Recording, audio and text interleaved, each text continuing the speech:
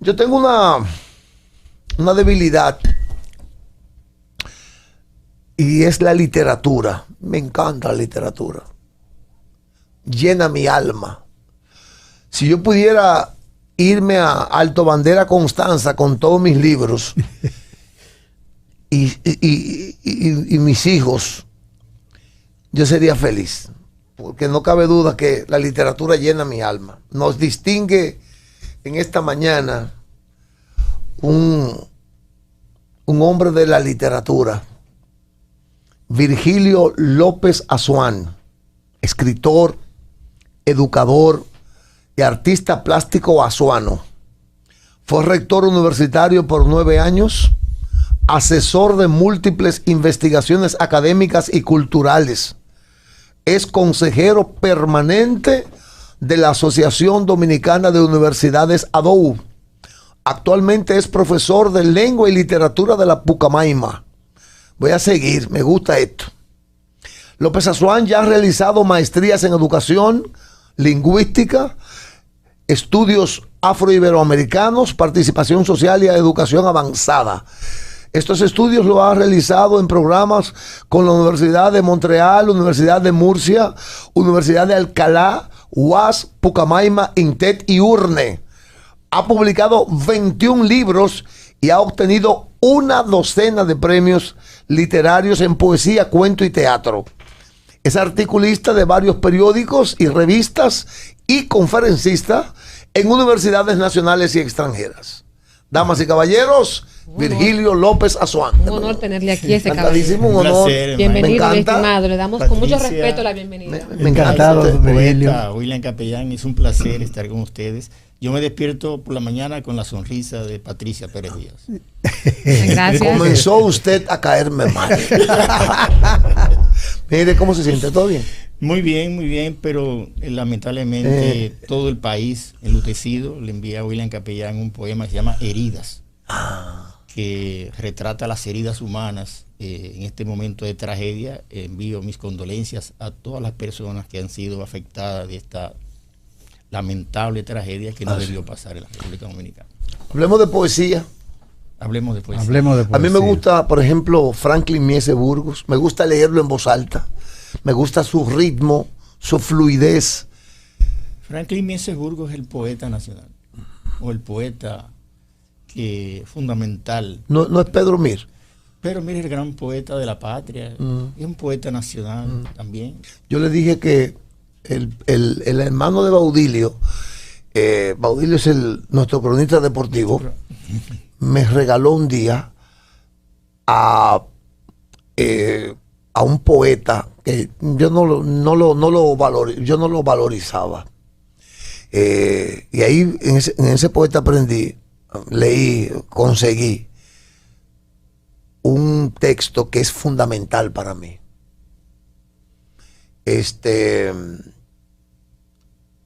¿Cómo se llama? ¿Cómo se llama? Te lo dije ahorita. Sinfonía Juan Pablo Duarte. Sinfonía Vegetal. Me encanta. Tú siempre mencionas ese poema. Me encanta eso. Juan Sánchez Lamut. Juan Sánchez Lamut. Mira, su poesía, háblame de su poesía. Bueno, casi... Sí, muchas gracias. Casi nunca hablar de la poesía de uno. A mí no me agrada hablar de mi poesía. A mí me gusta pero para que la gente sepa por dónde anda usted. Bueno, mi poesía tiene un contenido social, humano, filosófico, vital.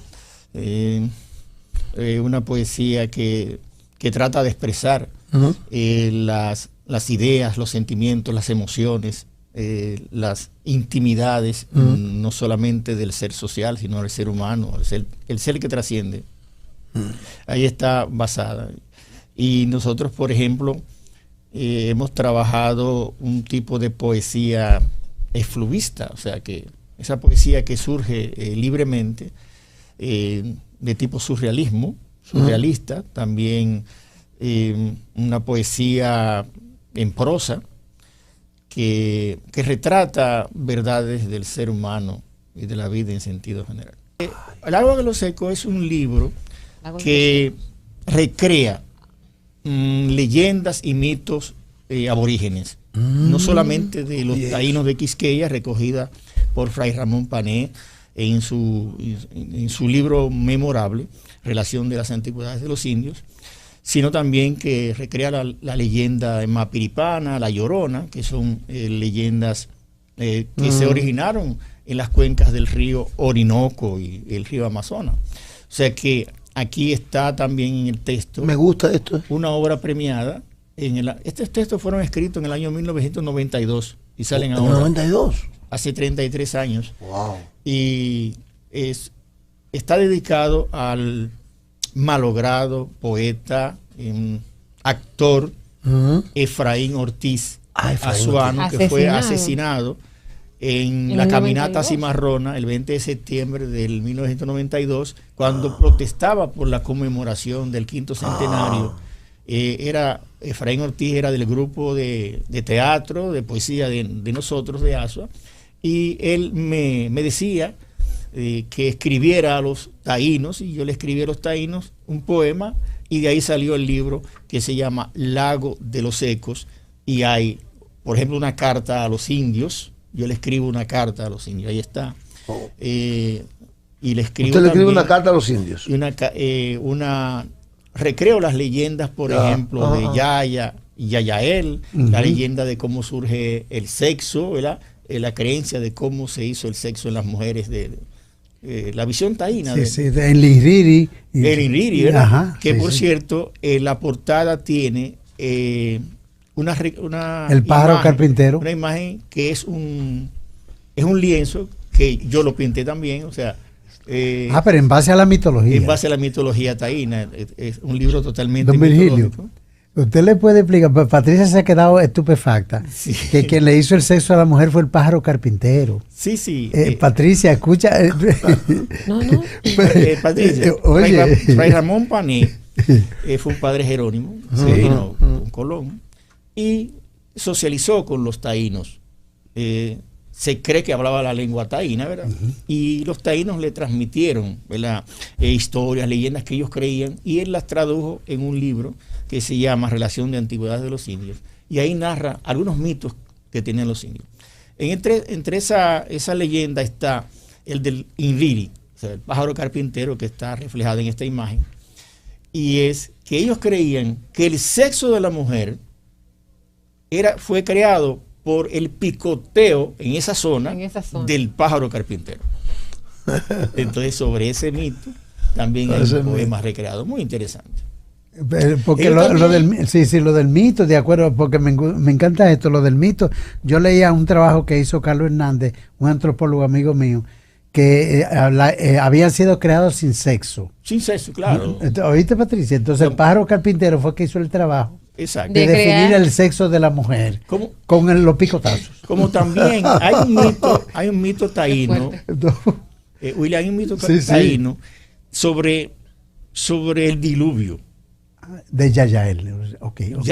Yaya era papá de Yayael, con terminación Yayael, hijo de Yaya. Hijo de Yaya. Y bueno, en una situación de conflicto, Yaya mata a Yayael. Y los huesos los guardan en una calabaza y los cuelgan en el bohío, en la calabaza, y los hermanos de Yayael, jugando, tumban la calabaza, se rompe, y de la calabaza sale mucha agua. Salen los peces, salen crustáceos, sale el mar, se formó el mar. De los huesos de él. De los huesos de Yayael. Entonces es como la visión del origen del diluvio universal, expresado en los taínos. Recuérdense del diluvio universal de Noé, el clásico, ¿verdad?, del mito religioso, o el relato religioso, y la leyenda de Gilgamesh, ¿verdad? Que hay diferentes tipos de versiones de lo que podría haber pasado en la antigüedad, un diluvio que inundó todo el planeta. Excelente. Déjame leer me gusta. Isla, dice así: Isla con pies de ciguapa, levantada a la orilla de un bosque verde, de un lago verde que se pierde. Mi isla, en manos levantadas para tocar el cielo. Esta es mi isla, la de tantos misterios. Y en el fondo del mar y en la playa tiemblan caracolas, y los ecos se dispersan por las montañas. Y aquellos hombres se perdieron, lago adentro, lago adentro. ¿Qué ha pasado con ellos? Que no han vuelto. Habitaron el silencio en los paisajes yertos. Isla, isla, esta es mi isla. Me gusta. Qué bueno. Virgilio, ¿qué lleva a una persona como usted, un hombre obviamente académico, a dedicarse al mundo de las letras? ¿Cuál ha sido la motivación y cuál ha sido la recompensa? No la voy a hablar económica porque acuérdate que el poeta... el poeta no necesita recompensa económica. ¿Cómo ha sido todo esto, don Virgilio? Bueno, yo nunca pensé ser poeta, ni ser escritor. Es una fuerza interna que tienen los... No, yo quería ser pintor. Ajá. Y ahora es que lo estoy haciendo. He hecho varias exposiciones. Sí. Soy autodidacta. Artista plástico. Sí, pero yo como en Asua, en ese tiempo de mi niñez, no había librería, no había venta de lienzo, de pintura. Pues yo decidí un día que lo que yo quería pintar, dije, lo voy a decir con palabras. Y escribía los paisajes que me venían a la memoria, las emociones, y empezaba a escribir. Y alguien vio este tipo de texto. Luego yo me relacioné muy temprano, a los 14 años, con Pedro Mir. Okay. Luego Manuel Mora Serrano, en los periódicos de entonces ya salían mis poemas, y Manuel Mora Serrano, Mateo Morrison, Pedro Mir, Abel Fernández Mejía, todos estos escritores fueron a ASUA, principalmente Mateo Morrison y Manuel Mora Serrano, e incentivaron a los jóvenes de entonces para escribir. Y me fui por el mundo de la poesía, y ahí encontré un espacio de expresión, un espacio alterno, porque recuerden, nosotros vivimos la etapa de Balaguer. Montesur, ¿te recuerdas? Sí, ¿cómo no? Muy, muy buenos que fueron, por cierto. Que en Asua existe una tradición cultural muy fuerte. Muy fuerte. Muy fuerte, de literatos, de poetas, de gente del arte. ¿Cómo ha sido eso? Y la aceptación de su familia de tener un hijo poeta y escritor. ¿Y qué es lo que le está pasando a Virgilio?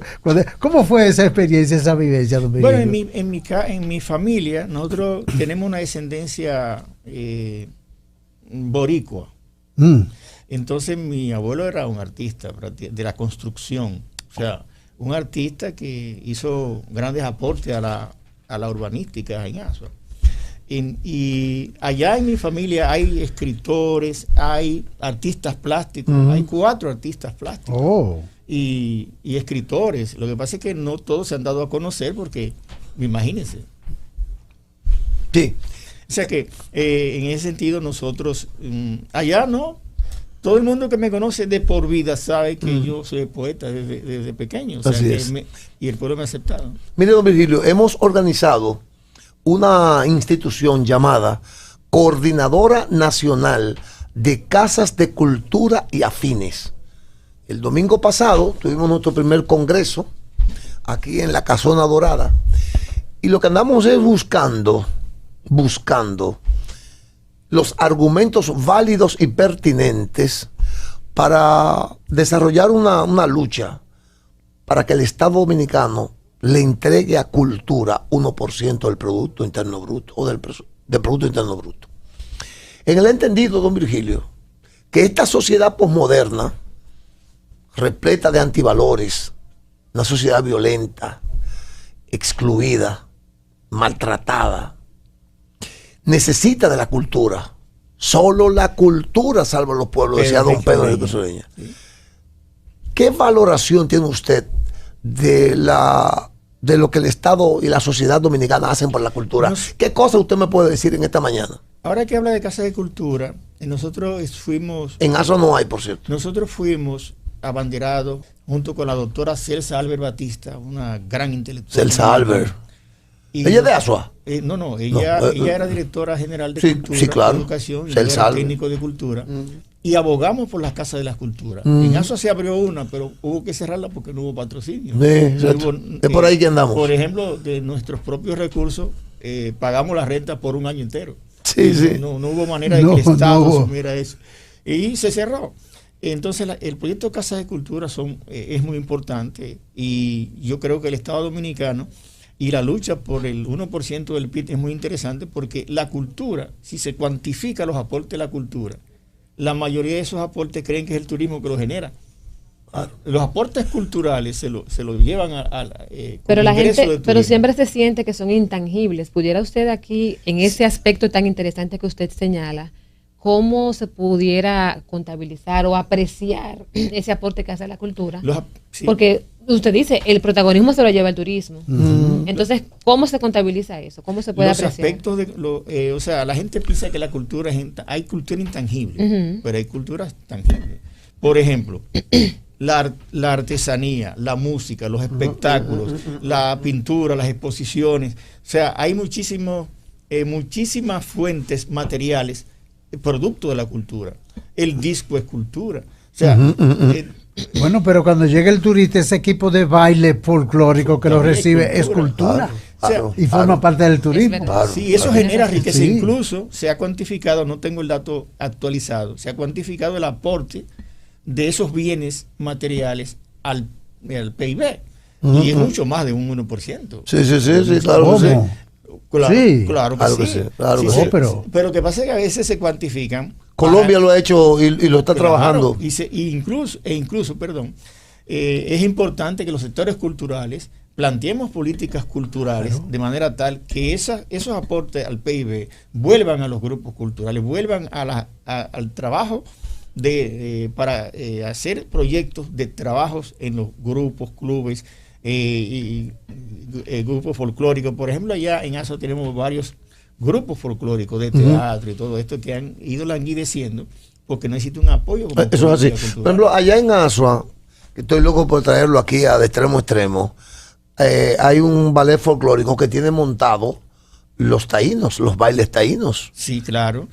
Asua precisamente, nosotros... pero no hay apoyo. El único sitio que se montaba el baile batey, que eran que era un tipo de juego de pelota de los taínos, era Asua, y ganó premios en carnavales. Pero ya ha ido desapareciendo. Pero no hay apoyo. Es justamente por eso, no hay apoyo. Por ejemplo, el ballet folclórico ya tiene más de 50 años, un grupo de ballet folclórico. Yo lo llevé a México y lo he llevado a diferentes lugares, pero no tiene apoyo. No tiene apoyo. Desde las alcaldías también no existe como unas políticas dirigidas. Aún hay un 2%, un 4% del presupuesto municipal para deporte y cultura. La discrecionalidad con que se maneja eso te deja atónito, ¿verdad? Sí, es muy discrecional. Incluso hay un concierto de un artista, bueno, y se paga desde el gobierno local. Bueno, eso es cultura, pero eso... ¿Usted tiene alguna idea que pueda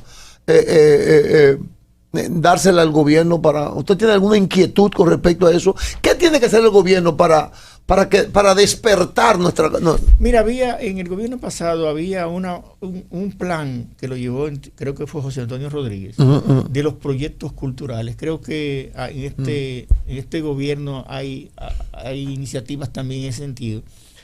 Fortalecer los proyectos culturales locales. Se hizo un concurso de historias de provincias donde se destacaron muchísimos escritores.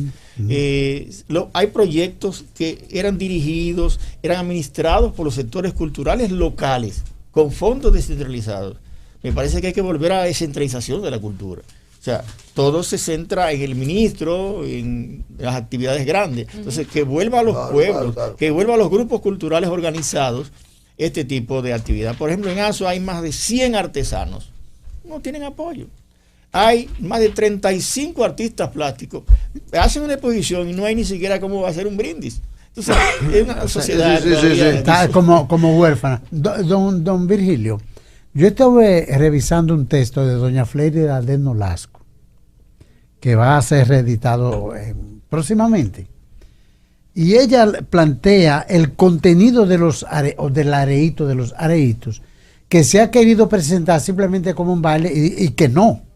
Que de acuerdo a Oviedo y Fray Ramón Paneña, hablaban de que el contenido era narrar la historia de los antepasados, de los héroes, y que los iban comunicando esas historias de generación en generación para que no se perdieran.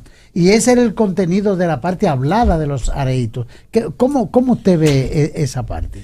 Claro, cada cultura genera sus maneras de memorizar su pasado. Exacto, hacia eso se dirigía. Entonces, ¿qué pasaba con esto? Mire, los taínos no tenían lengua escrita. No. era hablada, Era era oral. oral. Oral la transmisión. Entonces, al tener lengua oral, tenían que hacer acciones culturales para guardar las historias de esas generaciones. La memoria histórica. La memoria histórica. Sí. Y usaban ese tipo de rituales y todo esto. Ya. E incluso los rituales de invocaciones a los vehíques, de esos rituales mágicos religiosos, eran hechos precisamente a través de las tradiciones que habían acumulado de sus ancestros. Y son formas. Aquí a mí me gustaría que usted, así de manera breve, a propósito de su poema Isla, nos hable acerca un poquito de ese mito de la ciguapa, que la gente lo Sí. habla de boca a boca, de que se tiene los pies hacia atrás, una mujer hermosa, con un pelo precioso, pero que al final utilizaba sus encantos para tan. Cuéntanos un poco sobre eso, la ciguapa. Patricia le pone el color rojo del amor a esto. El mito de la ciguapa, fíjate, en América hay muchísimos mitos de aquellas indígenas hermosas que, por ejemplo, te hablaba de la leyenda mapiripana. Mapiripana. ¿Qué era Mapiripana? Era una indiecita que, según las tradiciones de las cuencas de la Amazonía y del Orinoco, se ponía en la cabeza del río Amazonas y exprimía las nubes para que lloviera y el río se llenara de agua. O sea, el río Amazonas tiene agua porque según la leyenda, sí. Entonces, en diferentes culturas de América hay diferentes versiones. Está la Mapiripana, la Llorona. Creo que la ciguapa podría ser una de esas versiones de ese imaginario de una mujer bonita, Bella. de una bella, y quizá tiene un sentido simbólico a ese deseo de la búsqueda de la belleza, de la búsqueda de la mujer ideal. Sin embargo, el de la ciguapa tiene una serie de connotaciones en diferentes regiones. Por ejemplo, en las zonas en las alturas de las montañas de Azua y San Juan, hay una zona que todavía dicen que salen ciguapas. Sí, lo dicen. Que consistía en una muchacha hermosa con el pelo largo, con los pies al revés, que incluso que hacían sexo con los hombres hasta dejarlos muertos. Sí, porque siempre hay una maldad por siempre dentro. Hay una maldad por dentro. Sí, en serio. Pero que no te encuentres con una ciguapa, porque la verdad es que el hombre se encuentra con una ciguapa. Caía, y sus encantos al final les iban a... Los encantos. Porque tiene un encanto la ciguapa, según la leyenda. También recuérdate el mito de las sirenas. Sí. El mito de las sirenas tiene varias connotaciones, que salían en alta mar a los barcos y el canto de la sirena. La historia de Ulises en la Odisea. Sí, tremendo eso. O sea que, en ese sentido, Ana, entonces aquí va a encontrar algunas varianzas sobre la ciguapa, pero básicamente se centra en esto de que es una mujer hermosa que la gente, los hombres lo buscan para tener sexo y todo eso. Don Virgilio, en todo esto, yo veo la cultura taína que era muy primitiva, era muy débil en el sentido de que prácticamente al no sobrevivir los humanos taínos, pues la cultura poco sobrevivió de ella. Sin embargo, aglutina en sí los mitos de la humanidad. Mire, usted habló de la cuestión de los huesos y el diluvio. Sí. Se habla ahora de la belleza de la mujer y de la traición y el engaño. Sí. Pero todos los pueblos del mundo han tenido el mismo mito, la misma tradición. Es que nosotros, lo que somos hoy, somos fundaciones, o sea, somos origen de esas fundaciones, de las leyendas. Mire, déjeme hacer una última pregunta. Yo hace muchos años que pienso, ven acá, ¿qué tratamiento deberíamos darle a la cultura taína? Porque yo digo, pero los taínos desaparecieron los otros días, fue. Eso no hace tanto tiempo. ¿Por qué razón no podemos lograr acercarnos o acercarlo a nosotros? Ellos deben de tener un montón de cosas buenas para este tiempo. Pero recuérdate que nosotros lo olvidamos ya. Desaparecieron, lo hicieron desaparecer. Claro que sí. Lo hicieron desaparecer. Los poderes hegemónicos. ¿Pero qué podemos hacer con esa cultura? ¿Seguir indiferente, seguirla a distancia o cómo? Es que en los tiempos de gobernanzas están regidas por políticas de Estado. O sea, las sociedades humanas tienen sus estadios. Los gobernantes deben debieran beber de la cultura. Incluso muchos pueblos, recuérdate bien, tú eres el conocedor de cómo fue la revolución china, ¿verdad? Ajá, claro. Que fue sobre una revolución cultural. Sí, sí, sí.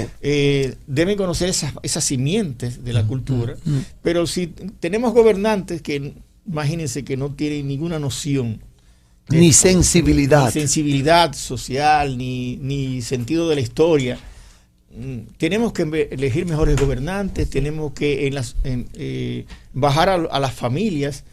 La escuela hay que rescatarla, hay que rescatar esta educación que tenemos nosotros, esa educación básica.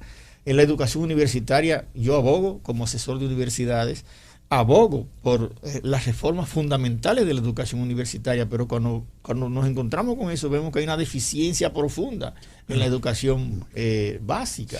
Entonces, tenemos que hacer políticas integrales para poder rescatar no solamente la educación, sino también la cultura. Y en eso debemos...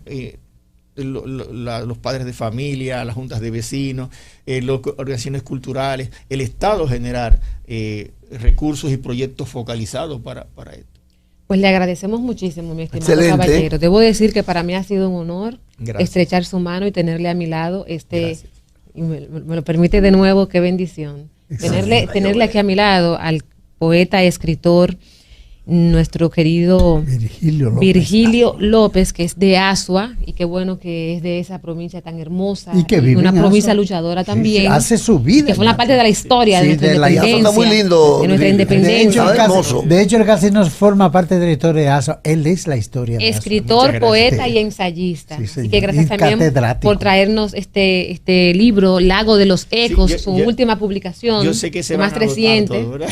Recreaciones de mitos y leyendas aborígenes. Ya he leído 2 poesías en lo que usted estaba ahí conversando y la verdad que está facilito, está es chévere, cómodo. sí, me gusta. Me gusta, sí. ¿Quiere agregar algo Hay 15 más? segundos. Sí, Claro que sí, mi estimado. Como hay 15 segundos, yo me gustaría decir una carta a los indios, bien Sí. breve. Quisiera devolverles la vida de repente, mitificar sus rostros en las paredes, llenar las calles de caracolas, sentir los fotutos delirantes.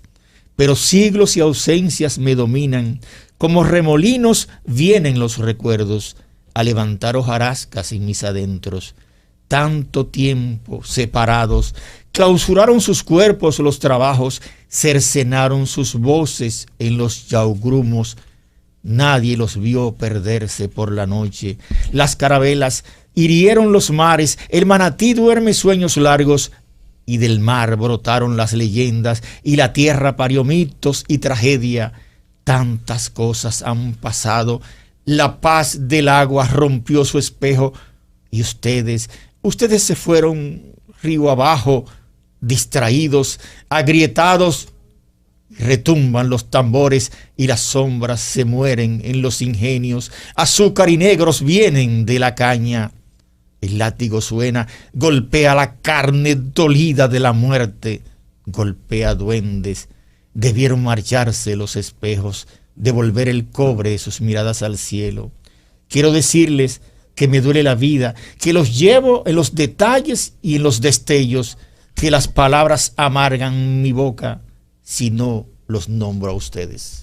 Qué lindo. Bueno, Muy además, bien logrado. como declama, Muy bien logrado. Como lo Muy bien hace. logrado. Gracias. Muchísimas gracias, don Virgilio. Muchas gracias a todos ustedes. Con Un saludo mucho al gusto, señor mucho. Ramón Gómez Díaz, ¿verdad? Excelente. Claro, el presidente de Grupo de Medios Presidente del Grupo Temporio de Y a Comunicación. todo su equipo que trabaja acá. Bueno, pues hacemos una muy breve pausa comercial, las 8:38 minutos de la mañana. Cuando regresemos, seguimos con todo el contenido de La Opción de la Mañana. Estás escuchando La Opción de la Mañana para que el país se exprese.